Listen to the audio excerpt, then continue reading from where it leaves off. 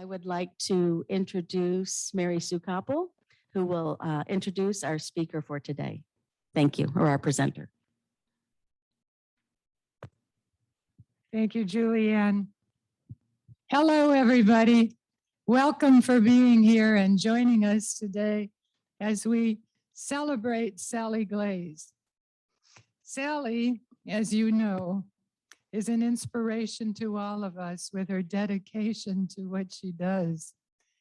I'm a co-facilitator with Dick Martin on this project, which is why I'm up here. He asked me to do this introduction today. Afterwards, Sally will answer questions and talk to you about all these beautiful things that she brought up here on the tables. We want to thank Dick Martin for his fine work for putting this video together.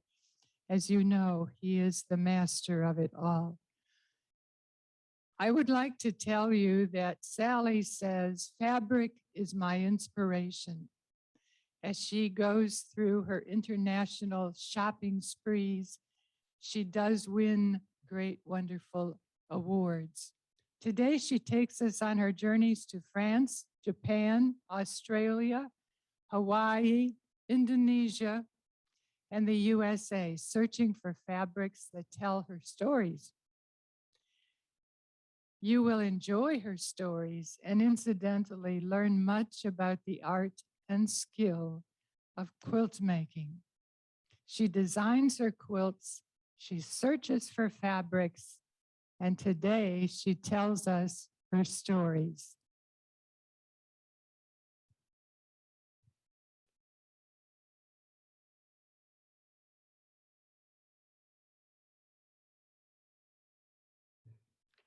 I'm going to let Mary Sue get her seat before I turn the lights out.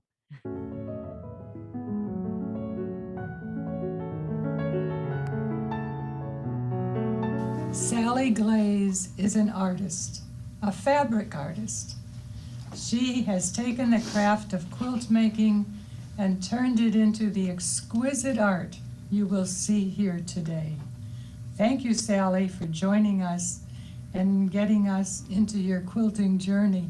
You have right here one of your fascinating quilts. Tell us the story of what's going on in all these individual little blocks.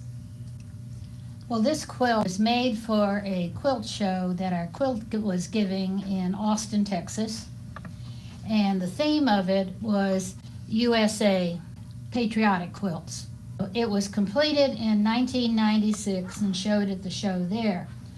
But the journey of making the quilt was unique in that I was trying to think what would be contributing, because what the guild asked each of the quilters to do was, what would Columbus do if he came to the United States? What would he see in this country today? And so what came to my mind was, well, there's 50 states, which is very different than the one country Columbus was looking for. So I found a book that was published in 1909, and it was a contest for women quilters in the United States to make a block to represent their state. And so these blocks were actually from that book, but each of these blocks was 12 inches in size, and so 50 12-inch blocks would not make a good quilt. So I reduced the size of each of these blocks then down to 6 inches, which was about half. However, some of the blocks that the women made were 11 inches, not 12. One was 10 3/4 inches, not 6. So anyway, it was kind of a mechanical process for some of them, but most of them came together easily. So then I spent the next year practically buying every red, white, and blue fabric I could find in the stores at that point in time. And so I wrote a letter to each of the governors. I got them all back. I put a pin in each of the envelopes that I sent to them, and I put a white strip of fabric that was sectioned off, and so they could write in that one place, so I could have it all written in one place. So this quilt then represents each of the states in this country, It represents in 1996 who was the governor and where was the capital. And so some of these signatures that you see here is a signature of the governor. It is his name printed out, because some of them you can't read, written out, and the state capital of each of the states. And so essentially that's how it was put together. So included in the states at that time was Lawton Childs in 1996. He was called Walkin' Lawton because he walked all over the state. So here's Lawton, here's the state of Florida block. And here is the Lawton Childs name that I printed out in Tallahassee, Florida. And here is his signature, here. Here was the state of New York's block. And here's Mario Como's signature. He wrote NYS, New York State, to be sure. And I found out his secretary wrote a little note on his letter and said that Mario Como is a quilt collector. So he was very pleased to be able to have his block in a quilt. Did you send him a picture? Yeah. Did he respond? No, Oh. not then. Bill Clinton, who was running for office and became president at that time, after that time. But here's his signature here, Bill Clinton. And it's got Bill Clinton, which was Little Rock, Arkansas. We got pictures, we got political banners. I can't tell you the envelope full of, stuff that I got from Bill Clinton's campaign, of course, for that year. Have you kept all of that? No. Oh. I just kept the letters. And then we had Texas with the star. And the Lone Star, of course. And the governor at that time was Ann Richards, who was notorious as the governor, had her picture put on the Texas Monthly magazine on a motorcycle, because that's what she got for her 50th birthday. So Ann Richards in Austin, Texas is here. I have Pete Wilson, who was governor of California at the time they had their first big race riots in Los Angeles. And so that was a very important year. Sally, have you considered that a quilt like this belongs in the Smithsonian? Well, they're not interested. You tried? Well, I wrote them a letter. How long ago? A long time ago. Well, I think maybe you could update it and try it again. Oh, well, we'll see. So anyway, I got these different patterns. Almost every block has a different fabric. I didn't have, as I said, I had to reduce the size of the blocks down. And I didn't have any templates. So I got x-ray film, sheets of x-ray film. And so I cut my templates out of the x-ray film so they would be accurate and I could keep it accurate. And then the other thing, and then I got every block back from every governor's office in every state. I'm sure the secretaries of every governor in every state was going to make sure I got a block back, except one. So I started putting it together, and I couldn't get the one block, and I couldn't figure out what it was. So I wrote him another letter. Well, he was no longer in office. And so I didn't hear back. And so finally one day I got this little square blue envelope. And it was addressed to me, and I had no idea where it came from. And I opened it up, and it was the governor, who is now out of office. And don't ask me which state, I'd have to look it up in my notebook. But it was from way out west somewhere. And the governor, on his typewriter himself, wrote this letter saying, little blue paper, said, I'm no longer in office. I'm enjoying my life. I'm sitting here on my porch, looking at the whatever the mountain range was out there, and sending you my thank yous for including me in your quilt. And then he went on and talked about I guess his mother made quilts or whatever, because everybody's mother made quilts. And so he says, I'm really pleased to be able to be a part of this. My secretary has just forwarded the information. So I finally got the 50th. A long, long journey. So anyway, but the trick is that I sent the fabric, I sectioned it off so they knew exactly where to put their signature, and I sent them an indelible pen. So they had everything right there, all they had to do was sign it. And so I think that was the secret of getting them all back. Absolutely, sure. So then I came to what was I going to do about the back, because in quilting, sometimes it's more interesting on the back side of a quilt than it is on the front side of the quilt. So keeping in theme with the show, since we were deciding what Columbus would think of this country, so on the back side it is the American eagle, of course, with the arrows and the olive branch as a unifying thing for the rest of the block, the rest of the quilt. So at any rate, that's seldom seen, but if anybody who knows quilts knows, you always look on the back because there's always surprises, most times, not all times, but a lot of times. And the story about this quilt? Well, this is a Texas quilt as compared to a U.S. quilt. There's a group of us who belong to a quilt bee in Austin, Texas. And one of the things that groups like to do sometimes is to make mutual exchanges. So this is what we call a row quilt. And what happens is I think there were 8 of us, and we start off with the first person makes a row. So just making a row. And everybody comes to the next meeting with their row. And so then I give my row to somebody and she gives it to somebody, and it goes around robin.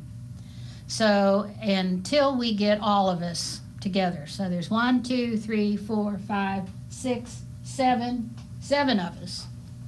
And there's 7 rows to this quilt. It can be any theme, it can be any decision you want to make. Well, I didn't know what I wanted to do, what would I want to do for a quilt at that time. So I decided just to do a plain, because I wanted to keep it relatively simple, because I didn't want, like many of us, you don't want to make it too complex because people don't know what to do with that. So I did the houses and the trees, and they said, well, what are you going to call it? And I said, well, I'll call it Texas Nights, because it had the dark background with the stars in it. And so mine was called Texas Nights. So the next person I passed it to, of course, did the stars at night. So she did the Texas stars for hers. And the next person got it. And in the meantime, I'm working on their quilts. The next person got the animals. So she pieced all the animals that are unique to Texas. So she's got a squirrel and an owl and the deer, of course. Anyway, so she did the animals. And so then one of the other ladies did the landscape, but she made it into with a howling coyote, of course. But she did it out here, and so I kind of dressed it up, and I decided to put all these other critters and the spaceship and all that stuff and called it Marfa Lights. Because in Marfa, Texas, they have strange lights that go on in the desert that nobody knows what they are. And so they're called the Marfa Lights. And so all those woo-woo people are out there in the middle of the desert. And so we got spaceships and all that other kind of stuff. So that was that. And so then Mary decided she would do the Texas landscape. So she did her landscape, her vision of the Texas landscape here, which of course has the coyote now. You've got him down here. You've got your skull skull sitting out here in the desert. So then she handed that in as her landscape. And so then the next lady did the houses and the barn. So it's an old farm, old country farmstead. The church, of course, which is very precious to those Texas folks out there. Basket of apples. So we added geegaws as we went along. And finally, Elaine did this little guy. Now these are, if anybody's been to Texas and anybody been to Austin, they know that 6th Street is the place to go in Austin, because Austin is the music capital of Texas, and 6th Street is the music capital of Austin. And so Willie Nelson plays there. Dennis McQuaid has his band showing there. And so everybody, the thing to do in Austin, Texas, is to go down 6th Street, and you go from one to the other. So she put in symbols of each of the bars, the piano bar, you know, the margarita, of course, the beer mug, the red rose of Texas. And in real life, it stretches from I-35, that's over here, over to Congress Avenue, which leads up to the Capitol. And so that's 6th Street. It spans that area. So anyway, that was her representation. So I got all these strips together and had to put them together and then decide what I wanted to do with it. So I decided, then I made the border, which was the, of course, the settlers come into it and the mountain ranges, because Austin's right at the edge of the hill country. So it's flat side on one side and the Texas hills start on the other. So that's what these did there, and of course the settlers in the wagons. But what I like most about this quilt is that when we made our strips, each one of the people, we had a notebook and we passed it around with our strip. So each person wrote a little note about what they were doing when they did that strip. And so I printed it out on material, and we took their picture and I printed their picture on. So each one of these, Elaine's goes with this one, of course, and Tricia goes with this one, and so each one of them is represented as to who made the strip. Okie doke, so we have each of the folks now, and there I are. The beautiful Sally. Anyway, so this is a strip quilt, and it's I use it a lot. I like these smaller quilts because I just lay one on one side of the bed and I'm perfectly happy all night. And so a lot of these are smaller quilts because of that. So you're using this one? Oh yeah. I use all of them. If you don't, except the little small ones I don't. But if you're going to have a quilt, you use it. That's what quilts are made for. So anyway. It looks so precious, I would be afraid to use it.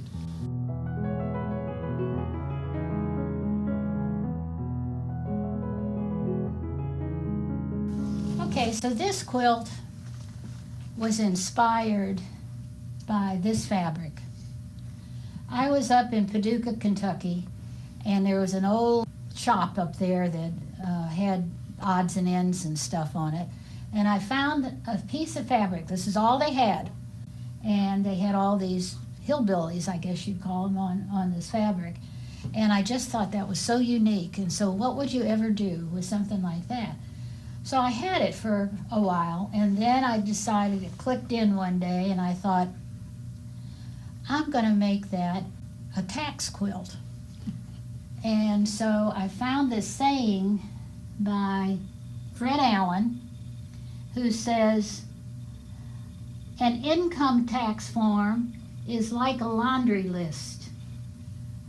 Either way, you lose your shirt. So anyway, so that was my theme for the quilt. So I decided to make the piggy bank, so I drew up a piggy bank. I got some fabric that had money in it, and so I made it into breaking the piggy bank to pay taxes. And so after all, money is only monopoly money anyway. So that's the backing of the quilt. but I've enjoyed this quilt just for the fun of it. And so someday I'm going to make all the different sayings about money I'm going to put on here, but I'm not ready to do that just yet. Anyway, so this is the back. It's full of Monopoly money. And that's why I like fabric, because I don't plan quilts a lot. It's the fabric that inspires me.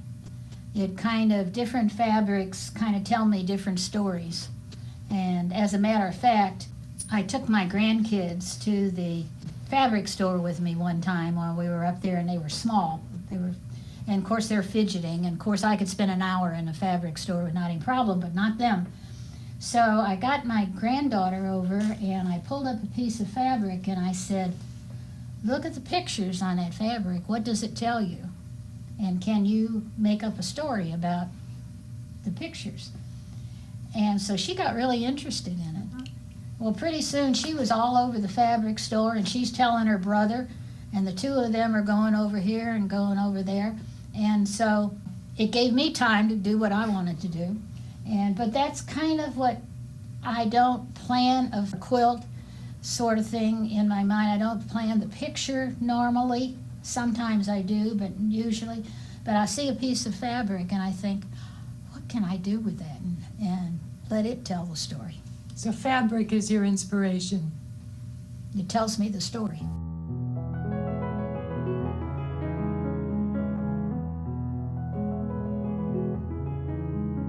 This little quilt was actually another one of those fabric stories because it has toile in it.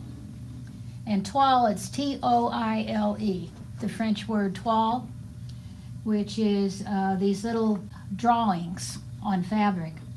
And you very commonly see them in upholstery fabric. You see them in blue and whites, sometime brown and whites, but I never saw a red and white one before. So we were on a trip with a quilters trip, because I've gone on quilters tours this time I went to France.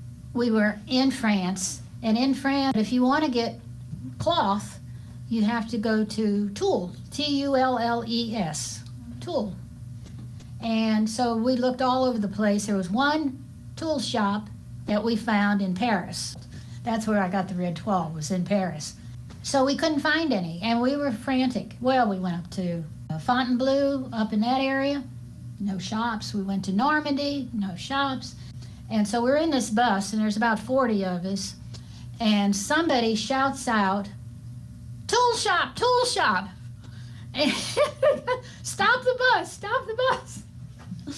And so our guide, who was French, of course spoke English, so she's like, what's happening? She gets the bus driver to stop. We pull over on the sidewalk. He backs up. He had to turn around and go back. He backs up, pulls up, and sure enough, there's a tool shop. It's got French fabric in the windows. We're ecstatic. Sign on the door. It was their lunchtime. And in France, of course, they have a long lunch period. They had this lunch sign. Nobody there. No, well, we stood outside there. We weren't budging. We weren't getting on the bus or anything else until we got there.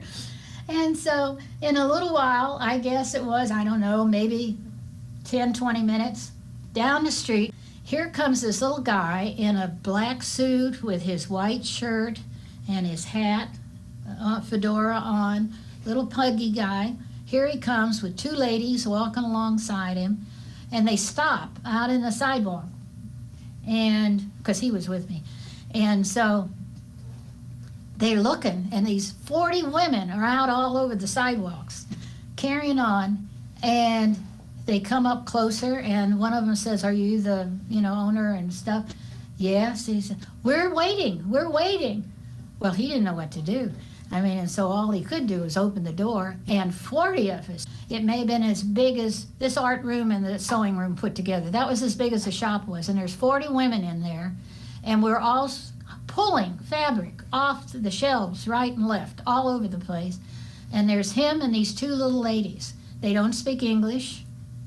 Needless, we don't speak French. And so they measure in meters, they don't measure in yards. And so we are having a ball. And we pulled, I can't tell you how many fabrics off those walls, and we're in line, And sure enough, as soon as they cut one strip of fabric for somebody, somebody hollers out, "I want that." And so they pick it up and they hand it back over everybody's head until it gets to the person. And so it was pandemonium. And I don't know how long we stayed there, maybe less than an hour. But I mean, I have envisioned more times these little French guy and his two helpers. He probably made more money than he made in a year, and exhausted, just plain exhausted. And so they waved and we waved and that's how we got through we got French fabric. So anyway, I found this red toile and I didn't really know what to do with it. Here's the back of it. So in the meantime, it was around Valentine's Day, and I thought, well, I don't like to usually do things just for a holiday or something like that, but I thought, well, that red and white kept reminding me of Valentine's Day, and I was getting ready, I had to give a class. I had to give a class on applique. So an easy way to teach a class on applique is to use the heart as a pattern, because it gives you curves and it gives you corners and all that stuff that you can practice with. So when I was making the images for the class, I started doing different kinds of hearts. And then I thought, well, you could do this as a different kind of applique, this is a different kind of applique, this is a different kind. And so they were actually a series of different steps that you could use with applique in different ways. And when I put it all together, it was kind of like it's a Valentine's quilt. I mean, it was a Valentine's collection of hearts. So anyway, I put it together and I didn't have too much more material to use, and so it was kind of determined because I didn't have that size quilt. But at any rate, it turned out to be a bright one. I can use it for teaching purposes. The back, of course, was another heart that I had cut out, but the whole back of it is the toile, and that's where it began. So it's another one of those that you start with the fabric and think, you know, what can I do and what can I, sort of like a paint box. Mhm. I don't have any preferences, it's just whatever kind of stimulates me. But when I retired, I made a very conscious decision that I had been working, before that I'd been working in nursing, I was administrating, I was consulting, I was performing service, whatever.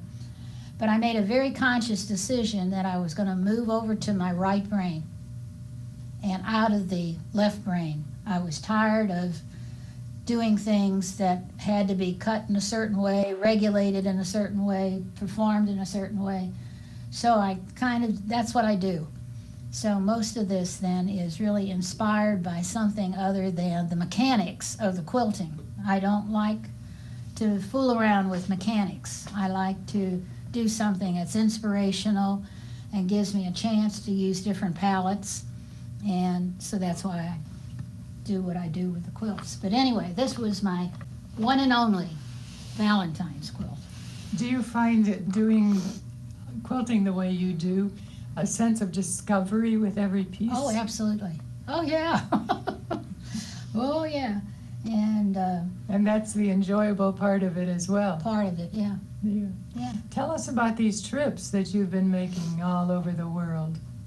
Well, I fell in love with Japanese fabrics. I saw them.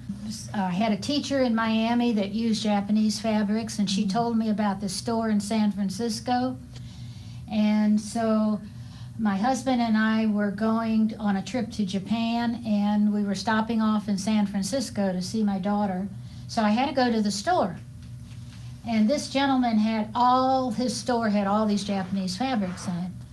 And so I spent more money in his store before we ever left the country than I did the whole time we were gone. But anyway, so I got to Japan and I found out that I went to the department store because they have this material in Japan that's called yukata. It's Y-U-K-A-T-A, yukata.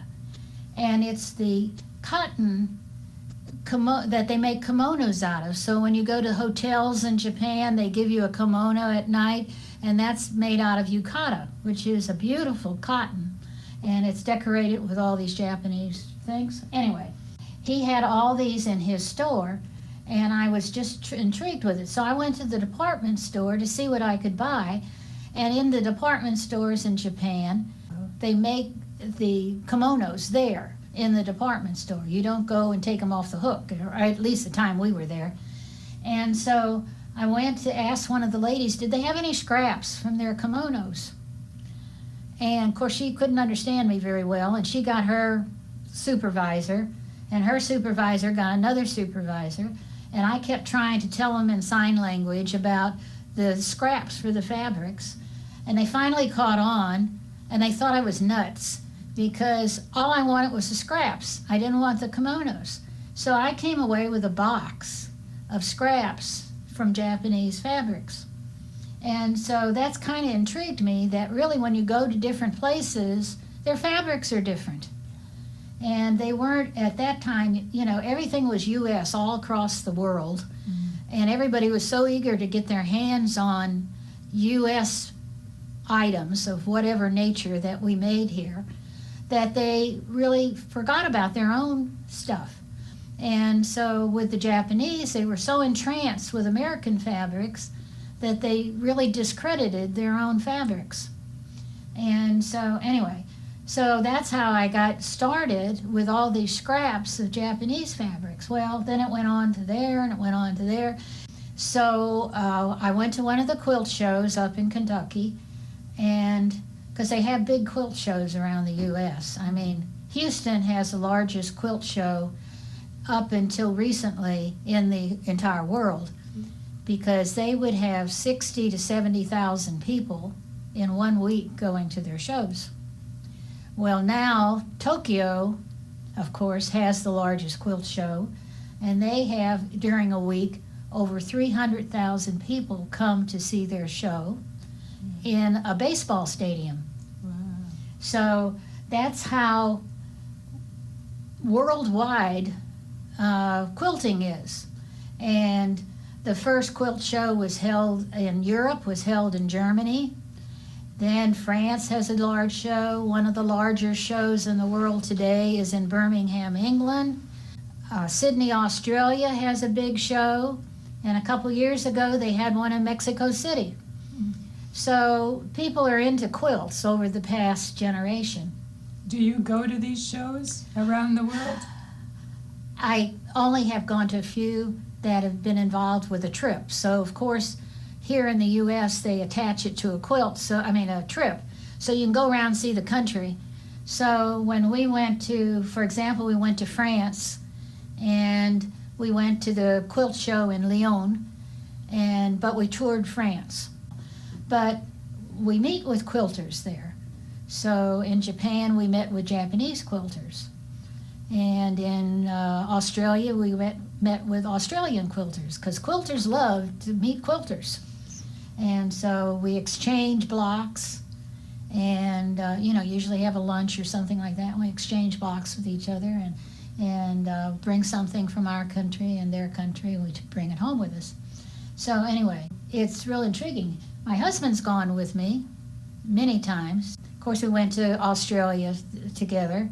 They were funny there because there was a quilt group who met us at our hotel in Australia, and they were all ready to take us out. They were going to take us to lunch and whatever.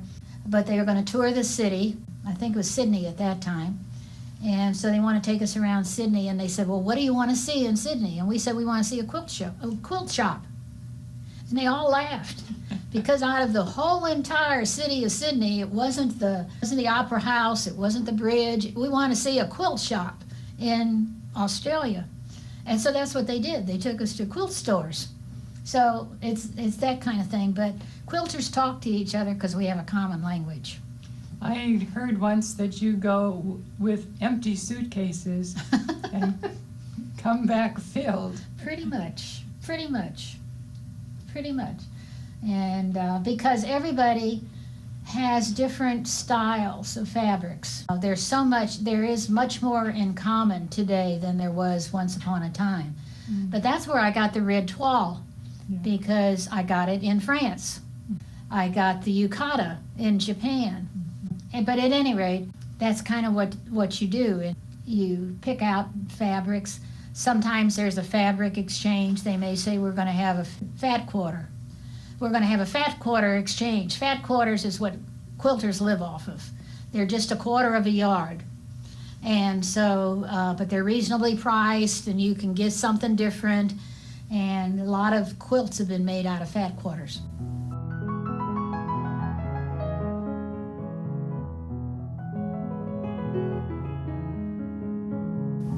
Are there stories attached to these, Sally?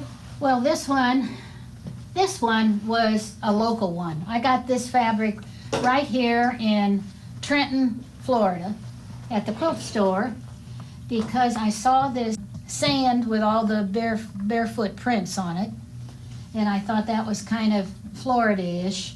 And I found a fabric that had all these gators.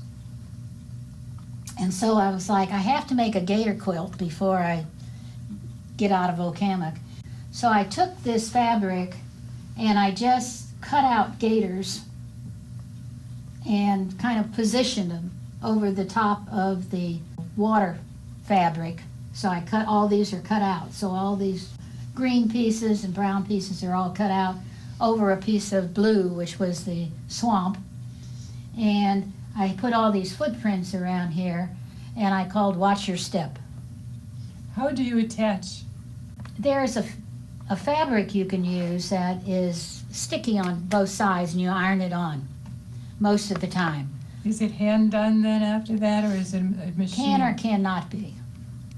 What's your Sometimes preference? this one is, well, I've done it with a tiny, tiny machine stitch, applique stitch. I've hand appliqued them, but not always. This one is just ironed on. It was a fun quilt. It was one of those, you know, watch your step, because here you are in Florida and you never know where your toes are going to go.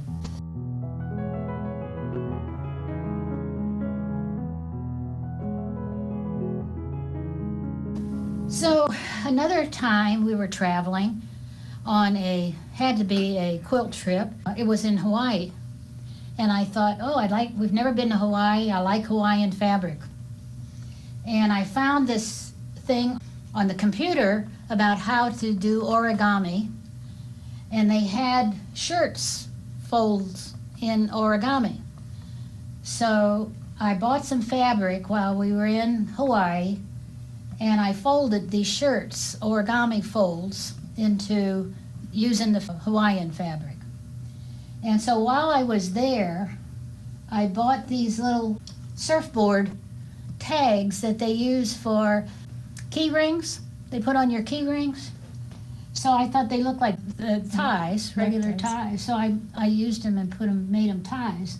But I folded all these and then I hand appliqued them. So we were talking about appliques. These are all hand appliques. The shirts are, but they're all folded into that pattern. And so one of my friends said, oh, she said, we were in Hawaii. She said, I remember the woodies. You remember the woodies in Hawaii? That's those station wagons that have those wood sides on them. And they're still very important in Hawaii. And so one of the fabrics had these woodies on them. And I found this in one of the stores that was an old woody. And so I used that, and then down here. So these are all fabrics that they traditionally use for shirts in Hawaii. And then the back is another one of those stories. The back has the surfboards and the hibiscus. And then, of course, what would be Hawaii without Betty Boops? So, and the woody. So that's what we have on, that was the back of this quilt. But it was just a fun quilt. It was something that I saw and I thought, oh, I have to use all those fabrics. And what can I do with it to put it together? Do you do origami on other quilts, or is this This special? is first, yeah, this first, and I don't think it'll be the last, but I've done folds and that kind of thing, but not really made quilts out of them. These are spectacularly interesting. I've made, and I taught a class one day in kimonos, and little kimonos you can fold, you can do an origami fold on kimonos, but I haven't put it together. That would be fun to do here sometime, Sally. So,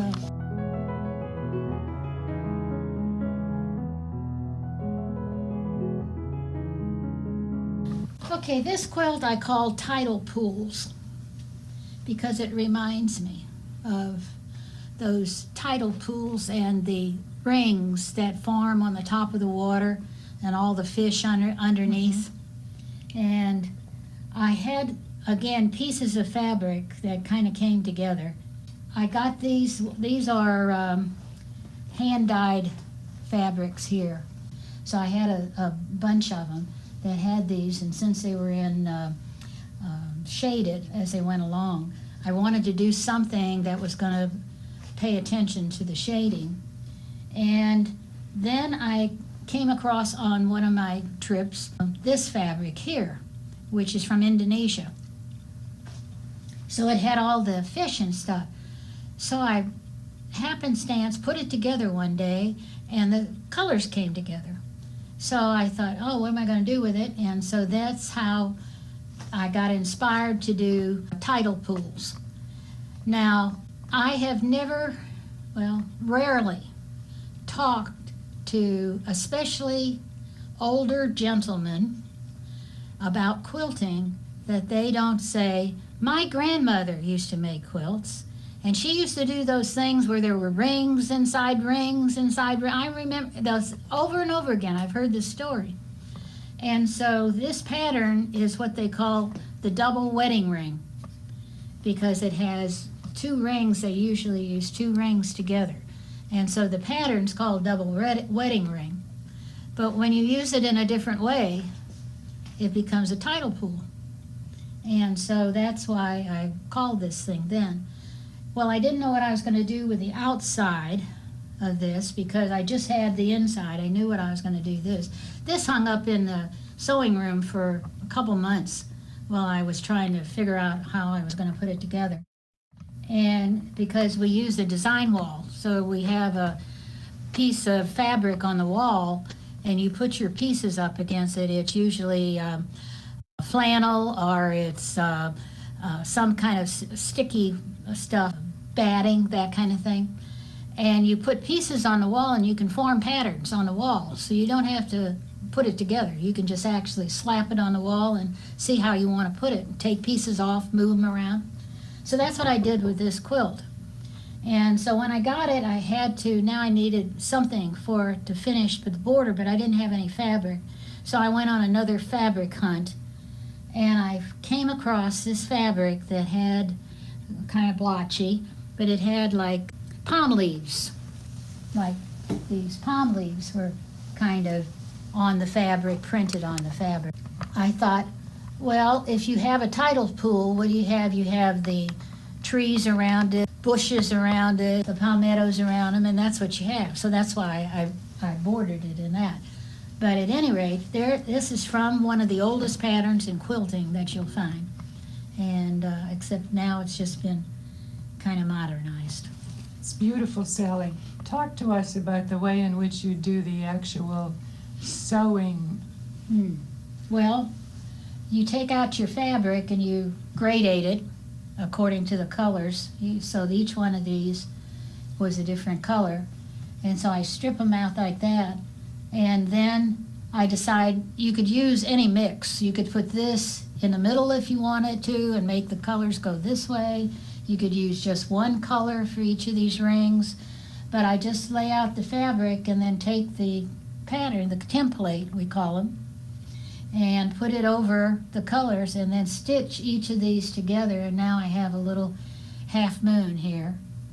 And then I'll take this one and I'll do the same thing over here. And you're doing that on the sewing machine. Now, what about in between here, where you have all these designs that seem to be made with the sewing machine? Well, the designs are on the fabric. Yeah, but you made a heart. Oh, these here? Uh-huh. Oh, well, these are just quilting. They're just another free motion. We call it free motion quilting. And how do you do that on a sewing machine with this great big piece of... Well, you squinch it together. Okay.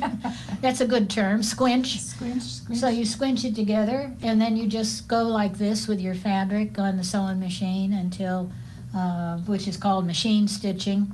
I don't like to do it very often, but I do when I have to. But these are, so it it didn't seem like the water, it needed to be rippled. It needed to be moving in some way. So I tried to use the quilting stitch to give more movement to it, rather than just have a plain old squares in between. And the color of the thread is also interesting. It's variegated. Yeah, the thread's variegated. Very interesting. Yeah, to try to reflect the colors of the corals. Yeah.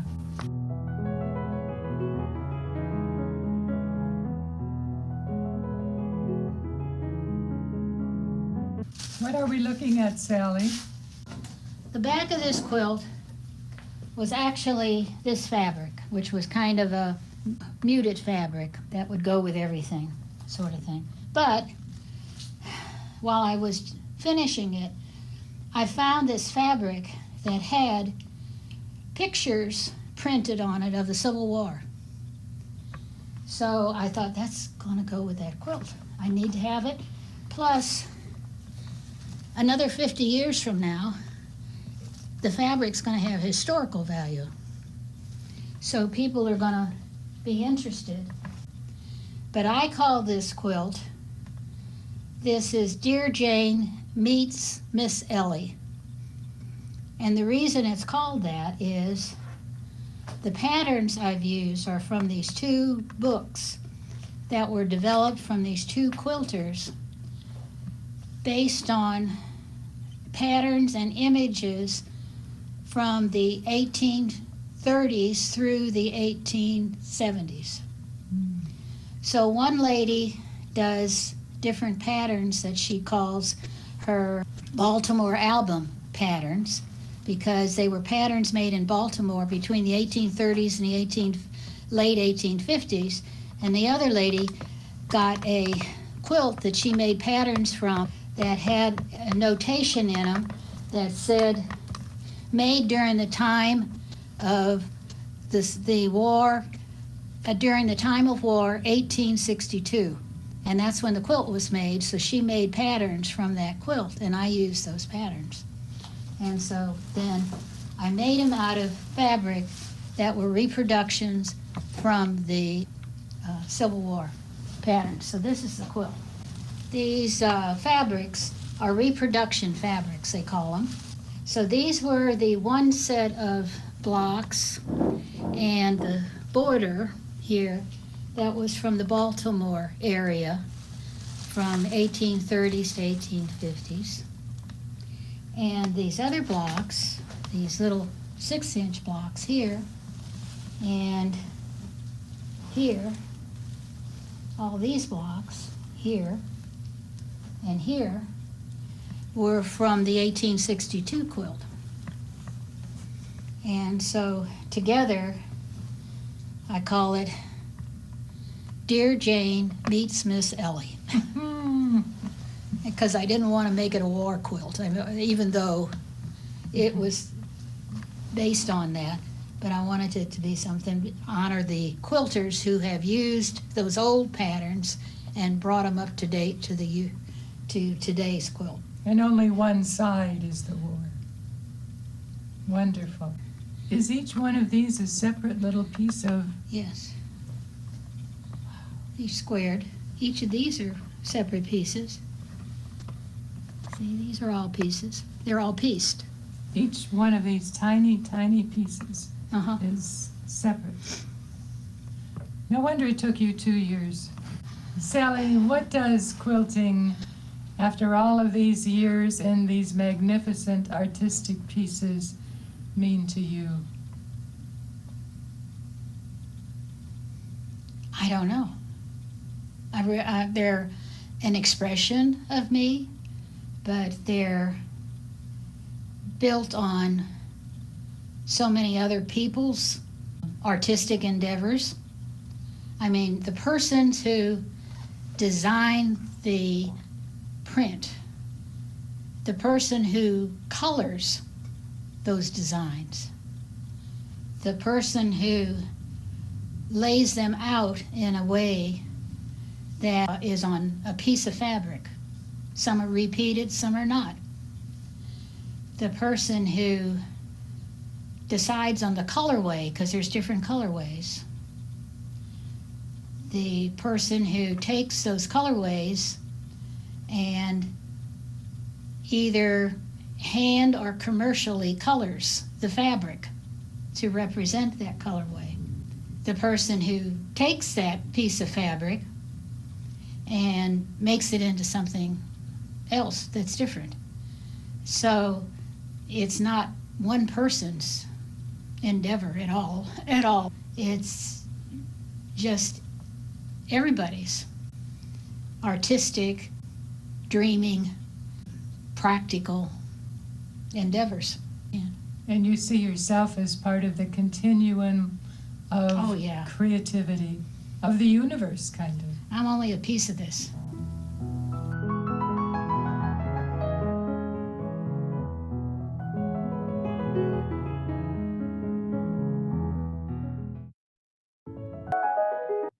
And we're really fortunate that Sally is here today and she's going to answer your questions and perhaps talk to us.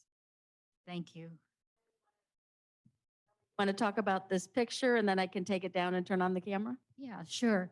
This is my latest quilt that I spent the summer doing, last couple months anyway. It was still in progress, but it was the newest addition to the Glaze family. This is the first great-grandchild, and she was born, we can't remember the day, but she was born last month. So I had to put her up because she got her quilt. And the fabrics came from leftovers in the sewing room. I suspect they came from somebody's shirt. I'm not sure, but they were all scraps in the trash can. And I'm one of the trash can divers down there. So I had to bring in Sage's picture. So when you have an interviewer and a photographer like I had, it makes a difference in how these programs are presented, I'll tell you, because I didn't remember half of what was said. Okay, hang on, I'll bring you a microphone. Well, I can't get through here. Sally, the governor's quilt, how long did it take you to complete that whole quilt from start to finish? It took 9 months from Wow, start to finish. that was fast. It was probably the fastest one I've ever done, and I just didn't know better. So It's beautiful. thank you. Sally, there's a comment here on chat or on Zoom that says, what fascinating stories these quilts tell. Thank you for sharing.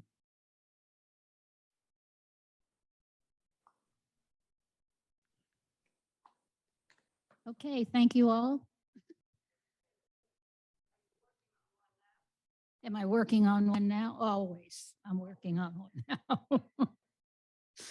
Yeah, I usually have about 3 going at one time, depending. Sally, we have a bit of time. Can you just stand behind that table and kind of tell us what you brought? Okay, I just brought a variety. Mary Sue said, bring some fabrics or something. And so if you all want to look at it, but it's a variety of things that I've picked up while I've traveled around. Some of them are from different countries. Some of them are the books that I've used for inspiration. So there's everything from America to Florida quilts. This quilt you all probably remember. It was in the last show here. It had to do with in Flanders Fields. The show was inspiration from a poem or a story or something of that nature. So one of the programs that we had here at Oakhammock was thank you, was a poetry. Some lady read her poetry. Turn it around. Yeah. Show the And camera too up here on the I wall. was really impressed. I was going to say, show the quilt to the camera on the wall there. Okay. So I was really impressed by In Flanders Fields. So I chose that poem as an inspiration for this little wall quilt, which has thread poppies, if you all remember from the World War. And so I took the poem and I printed out the poem on fabric and put the poem on the back. And so that's what the inspiration was for. This was probably the toughest quilt I had to do in a long time. I was really surprised, as small as it is, but I wasn't sure just how to arrange it. So I tried to think of all the things that this did for me. And it has, of course, the basis of the poem, which is the gentleman standing at the gravesite of his friend in Flanders Fields in France after World War I. And so that's why the symbolic and the symbols that are on this particular quilt. This is not a question. This is a fun comment.